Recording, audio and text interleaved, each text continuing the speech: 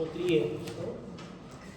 Que estas sustancias llamadas antacoides no son pues hormonas, no están en el sistema endocrino netamente dicho, pero sí tienen un efecto sobre una célula vecina, ¿sí? No tienen un carácter endocrino, sino una vía antacoide. Es decir, que se secretan y actúan en el mismo lugar y en sus vecinos, que tienen una vida media muy corta, con un metabolismo muy rápido. Y la respuesta, evidentemente, va a ser según el estímulo que se dé, ¿no? Para nosotros entender esto, tenemos que irnos hasta el origen, desde el ácido araquidónico. ¿Se acuerdan ustedes esto en la membrana, no? Tenemos lípidos de membrana. Estos lípidos son activados por diversas enzimas, entre ellos la fosfolipasa A2, y generan la liberación del ácido araquidónico, que es un eicosanoide. Fíjense ese nombre, ¿no? Eicosanoide, de 20 carbonos al citosina. Acá pues justamente es una zona a nivel de la fosfolipasa donde los corticoides actúan. Por eso son los corticoides los antiinflamatorios más poderosos que existen. Este ácido araquidónico, siguiendo su vía, que va a generar dos situaciones, ¿no? Uno a través de la lipoxigenasa, que se van a formar los leucotrienos, que los vamos a estudiar, y que tiene que ver con la inflamación, broncoespasmo y quimiotaxis. Es decir, estas sustancias no se usan como tratamiento, ¿no? Sino vamos a ver que más bien es conveniente bloquearlas para tratar con el asma. Y la vía de la ciclooxigenasa, que genera prostaglandinas. Justamente de esos dos temas vamos a tratar hoy día, ¿ya? Existe la COX-1 y la COX-2. La COX-2 es la inducible, es de que se genera cuando hay procesos inflamatorios, ¿sí?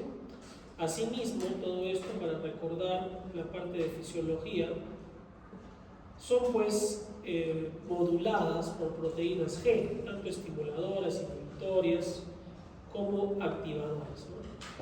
Entonces, fíjense cómo las prostaglandinas, varias de ellas, incluso hasta los tromboxanos, que es un producto de la vía de la ciclooxigenasa, tienen sus receptores y tienen sus acciones, según qué proteína G se active y sobre, según el segundo mensajero que tengan, si tienen actividad o no sobre el músculo liso.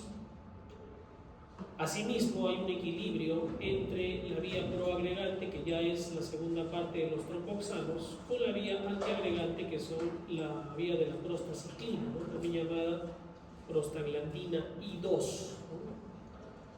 Y el objetivo de todo esto es entender que en fisiología tiene que haber y existe un equilibrio, ¿no? Entre lo proinflamatorio y lo antiinflamatorio.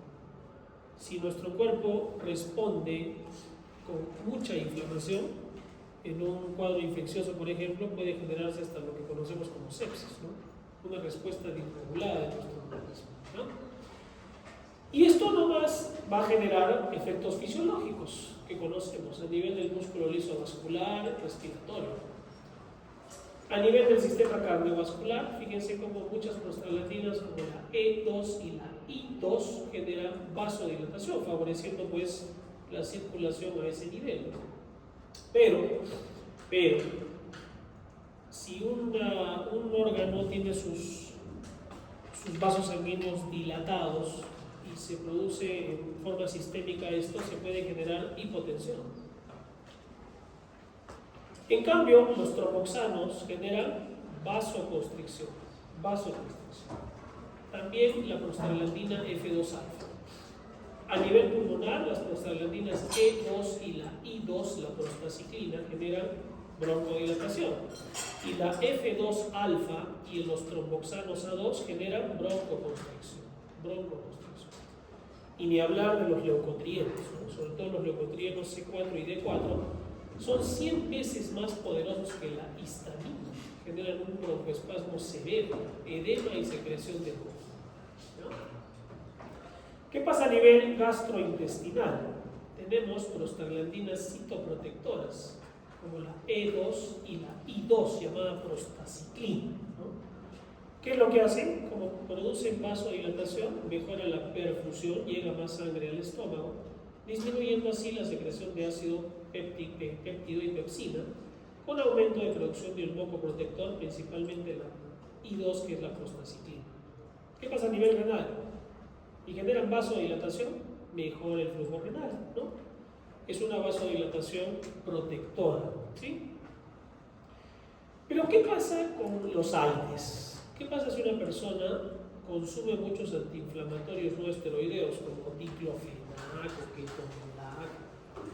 Como inhibe la COX, ¿qué sucede con las prostaglandinas? Disminuyen. Y si disminuyen, ¿qué puede generarse? No solo daño directo al estómago, sino también nefrotoxicidad.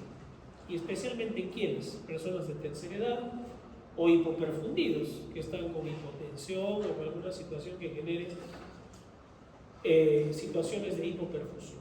Los AINES, por ende, son medicamentos muy buenos, pero que conllevan riesgo cuando se utilizan en personas de tercera edad o que tienen ya comprometida la función renal, ¿no?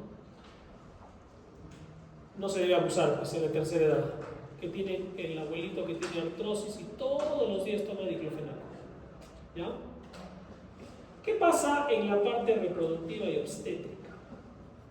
Casi todas las prostaglandinas, desde la E hasta la F2-alfa, contraen el útero, teniendo un rol fundamental en la menstruación y en el parto, junto con la oxitocina. Inclusive pueden producir abortos. De ahí surgió el misoprostol, que es la prostaglandina E2, es un análogo de la prostaglandina E2, muy utilizado como abortivo, pero que en su momento se usó más para tratar la gastritis. Ya saben por qué. ¿Por qué una prostaglandina E2 puede ayudar para la gastritis? Ya saben por qué, ¿sí? Ya lo he dicho. La I2 es la única que relaja el útero, la prostaciclina, es la relaja. Además, las prostaglandinas dilatan y maduran muy bien el cuello uterino, facilitando el parto. O sea, participan también en ese momento del parto y en la fecundación también. Esta es una pregunta que siempre suele ser de examen, ¿no? La contraindicación de los antiinflamatorios no esteroideos en el tercer trimestre. ¿Por qué? ¿Qué sucede? Los AINES, al inhibir la síntesis de prostaglandinas fetales, se puede ocasionar el cierre prematuro del ductus arterioso, y eso puede llevar a sufrimiento e incluso muerte fetal. ¿Y por qué? En la vida fetal, los pulmones se oxigenan, se están con oxígeno de afuera. No, la sangre debe pasar de la arteria pulmonar directamente a la aorta por ese conducto arterioso. Y si se cierra, ese bebito pierde su oxigenación y se puede morir, ¿no? ¿Y quién hace eso? Las prostaglandinas. Las prostaglandinas son las que se encargan de eso, ¿ya? Mantienen ese ductus arterioso persistente hasta que nazca. Entonces, nunca den AINES en el tercer trimestre, ¿ya?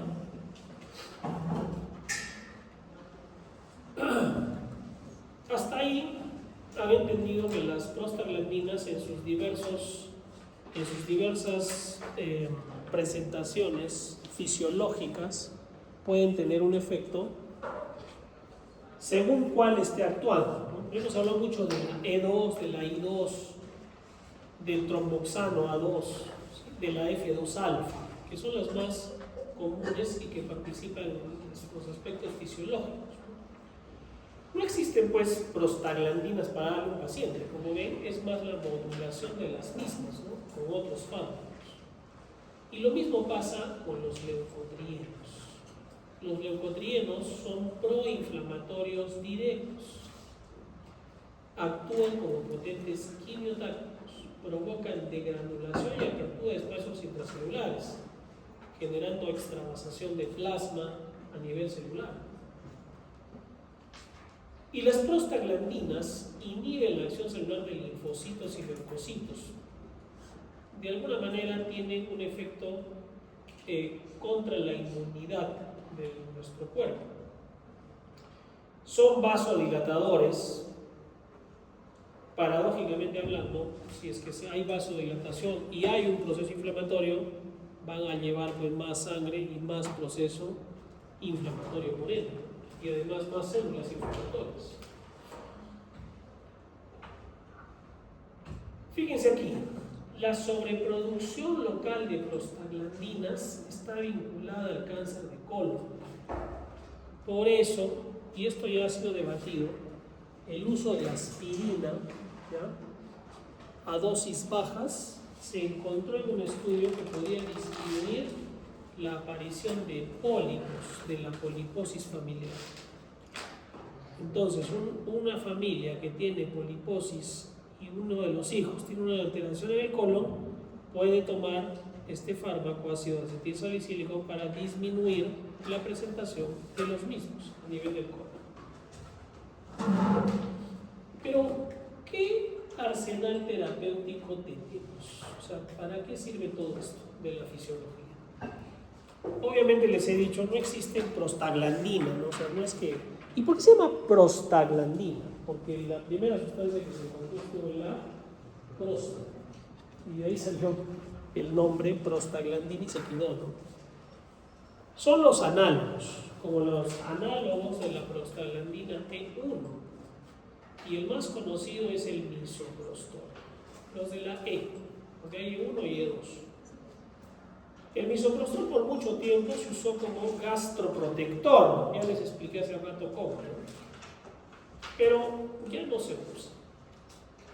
Tenemos mejores fármacos, además ya han visto que tiene otros efectos, ¿no? Puede generar diarrea, dolor abdominal, y esto del riesgo abortificante, pues lo hizo ya definitivamente tomar otro rumbo, ¿no? Otro fármaco, el alprostadil, un análogo de la E1 sintético, para tratar la disfunción eréctil e impotencia. Como ya saben cómo actúa, ¿no? Generando vasodilatación a esa zona, con una inyección directa incluso en los cuerpos cavernosos, aprovechando su efecto vasodilatador. ¿Sí? Ya estamos en la parte farmacológica. Fíjense este fármaco, la dinoprostona, es la E2 semisintética. ¿Para qué servirá? Inducir el parto. El embarazo de repente llega a término, no nace el bebito y se induce el parto, porque dilata y madura, ¿se acuerdan? Dijimos, el cuello uterino, y además provoca contracciones uterinas y también aborto terapéutico, ¿no? Puede ser utilizado, a pesar que nuestra legislación todavía no está tan clara en ese sentido, ¿no? Tiene que pasar por muchas juntas médicas para poder definir esto, pero el aborto terapéutico no es más que una interrupción por indicación médica cuando es vital para la madre, como en el caso, por ejemplo, de un embarazo molar, ¿no? Una mola hidatidiforme y hay una gestación, ya esto hay que interrumpir, ¿sí? Pero no todo es a nivel, fíjense, hemos visto, obstétrica. El misoprostol ya no ha quedado. El misoprostol, no sé si alguna vez lo han visto, pero es una tabletita que tiene forma hexagonal.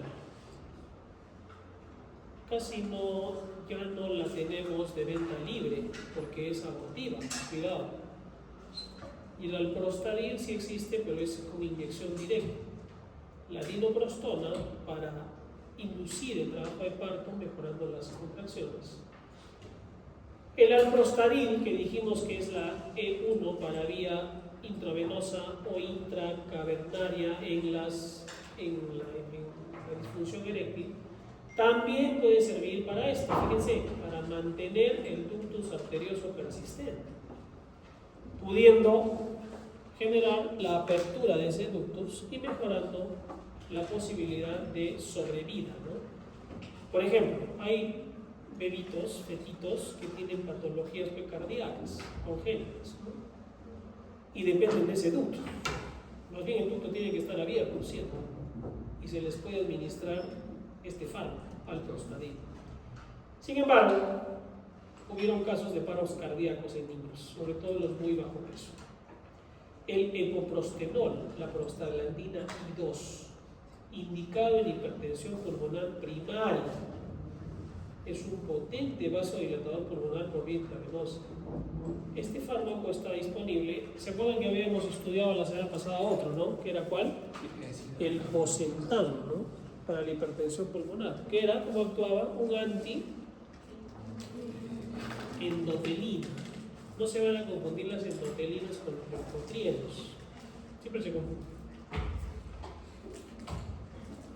¿Y qué pasa en oftalmología? Existe un análogo de la prostaglandina F2-alfa que es el latanoprost. Actúa como un vasoconstrictor local a nivel del cuerpo ciliar. ¿Y para qué sirve? Disminuye, o mejor dicho, mejora la situación de un ojo en glaucoma. ¿Sí? Lo que sucede en el glaucoma es que la presión intraocular se sube. La causa más común es obstrucción del canal de Schlenk, ¿no? ¿Se acuerdan del humor acuoso? ¿Dónde han estudiado eso? Fisiología.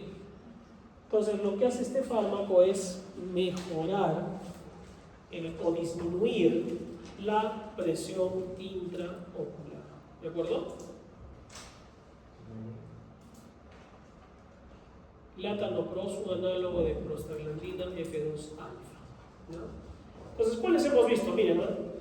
El latanoprost, la F2-alfa, el alprostadil, que es GE1 endovenoso, la I2, el levoprostenol para hipertensión pulmonar, la E2 semisintética para inducir parto, trabajo de parto, pero también en aborto terapéutico, la E1, que es el misoprostol, ya no es abortificante, pero se usaba para la gastritis. El alprostadil para inyección directa en el caso de disfunción, ¿sí?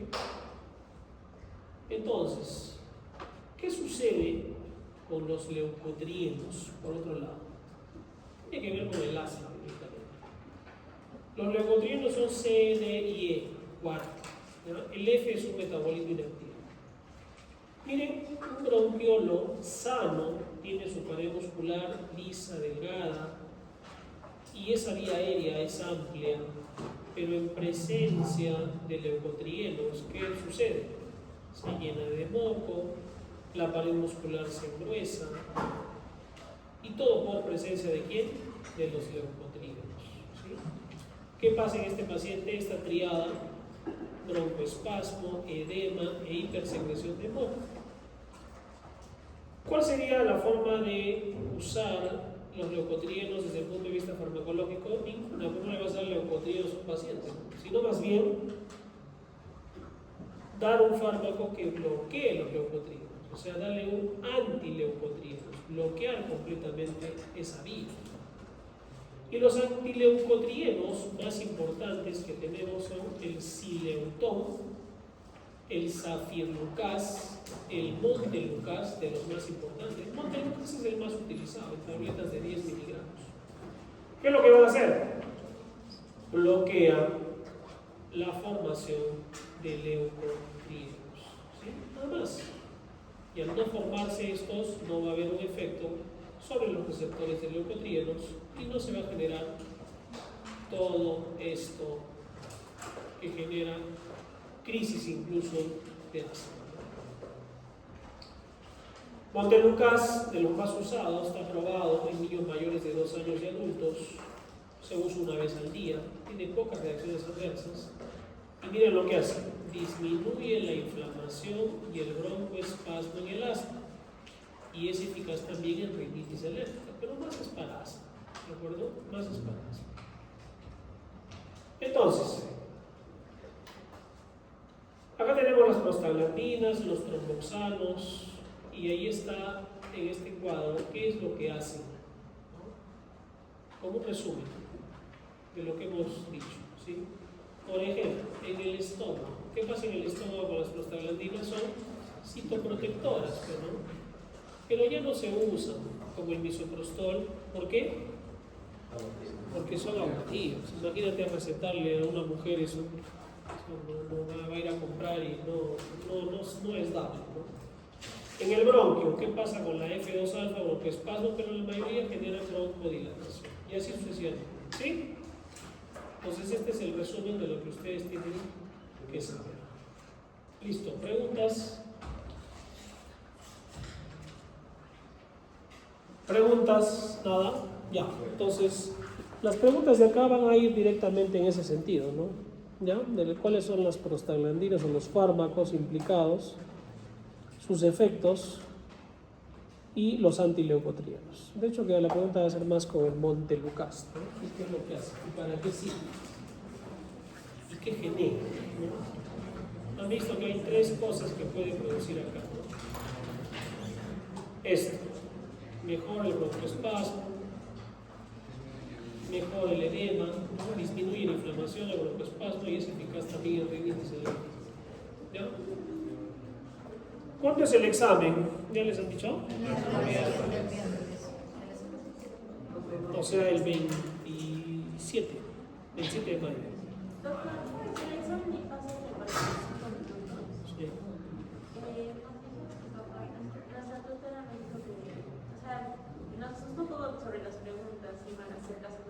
Sí, tienen que asustarse.